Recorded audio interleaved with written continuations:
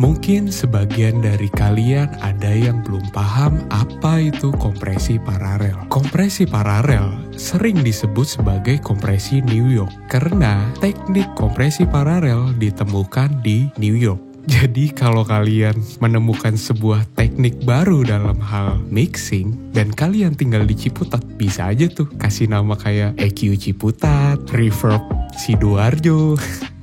Nah, bisa kayak gitu pokoknya. Teknik ini diciptakan pertama kali di New York. Kalau gue analogikan paralel kompresi, gak jauh beda sama dunia paralel. Kalian paham kan dunia paralel itu seperti apa? Mungkin yang sekarang lo ini mahasiswa, oke? Di dunia paralel lo jadi orang tajir mampus karena ya sukses di usia muda. Atau di dunia paralelnya bisa jauh lebih merana daripada hidup lo yang sekarang. Nah pokoknya kayak gitu. Objeknya sama, nasibnya berbeda, perlakuannya berbeda. Sama kayak paralel kompresi. Suara instrumennya sama, tapi perlakuannya berbeda. Tapi sebelum menggunakan paralel kompresi, kalian harus tahu rules yang harus kalian perhatikan. Yang pertama, harus tahu apa yang mau dicapai. Purpose-nya, kebutuhannya apa. Tidak semua instrumen kalian paralel kompresi. Kalian harus tahu kebutuhannya seperti apa. Oke? Yang kedua, tidak selalu dikompres dengan yang ekstrim. Oke, mungkin kalian bingung. Jadi nanti ketika di paralel kompresi, itu nanti sinyalnya akan kita kompres bener-bener di luar dari kebiasaan kita mengkompres gitu. Jadi bisa dibilang ekstrim, tapi tidak terlalu ekstrim banget gitu. Nanti akan gue jelasin kalau kalian bingung. Lanjut, rules nomor 3, jangan di EQ sinyalnya. Jangan di EQ yang paralel kompresinya, oke? Sinyal yang paralel kompresi jangan di EQ, di cutting atau di boosting.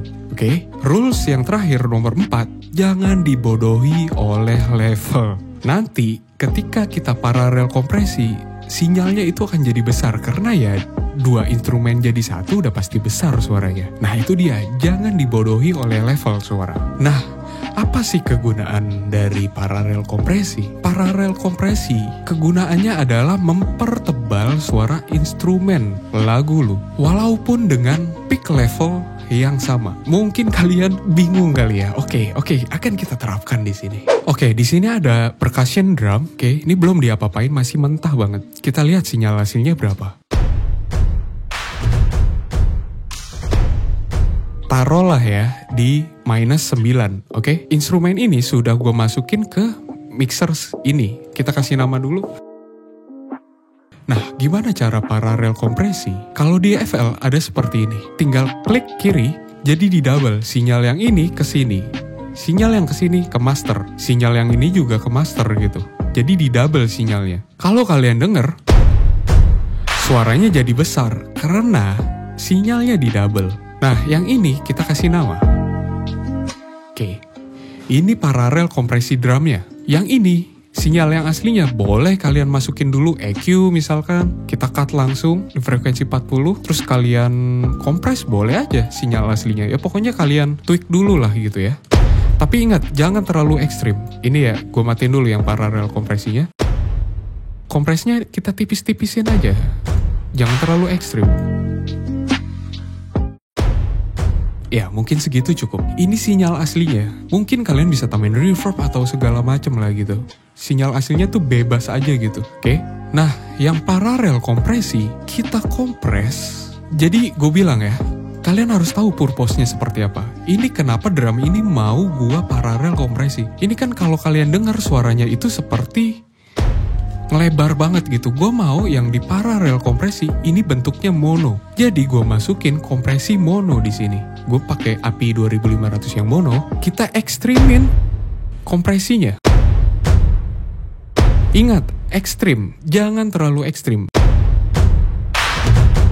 Ya oke, segitu cukup. Ini udah jadi paralel kompresinya. Tapi harus kita blend dulu. Kita matiin dulu dari bawah. Kita naikkan dikit-dikit sampai dirasa cukup.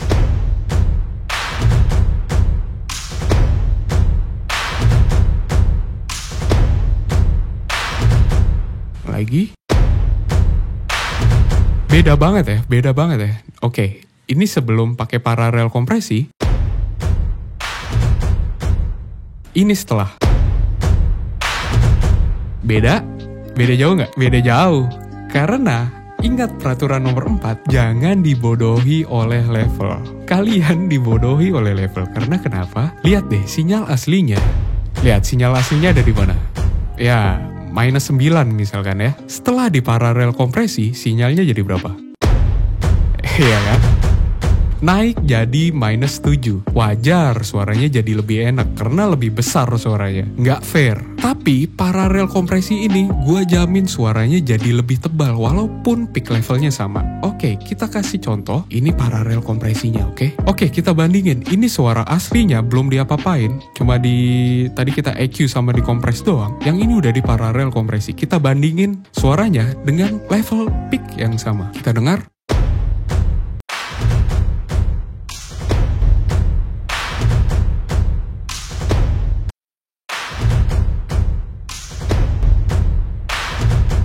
Ya nggak? Peaknya sama, levelnya sama, suaranya lebih tebal yang ini. Karena ya itu, gunanya paralel kompresi mempertebal suara instrumen lu dengan level peak yang sama. Kita hapus ini, sekarang kita fokus di ini.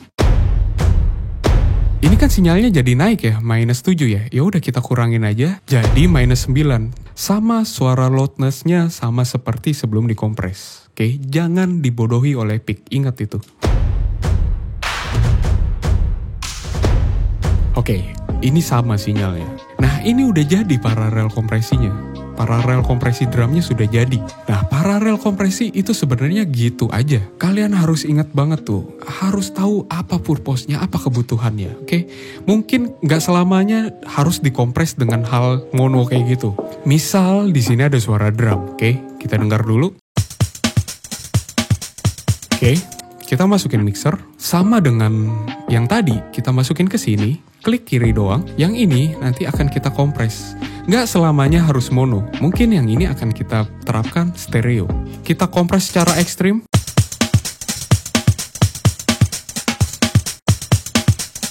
Sinyalnya jadi lebih besar, ya wajar. Kita kecilin dulu, kita naikin kecil-kecil aja. Kita cari kira-kira sudah cukup.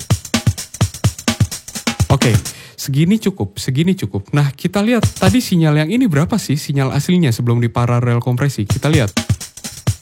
Ya, taruhlah di -4 ya. Nah, setelah sudah di paralel kompresi, naik dia. Nah, caranya, kalau gue turunin sinyal asli ini, jadi -4. Nah, pas nih, tidak dikelabuhi oleh level. Peaknya sudah sama, tapi suaranya lebih tebal. Oke, gitu aja sebenarnya paralel kompresi. Semoga ini bisa membantu musik kalian agar terdengar lebih lebih dominan dan lebih tebal gitu. Oke, cukup sekian video kali ini dan nantikan video gue selanjutnya. Oke, terima kasih.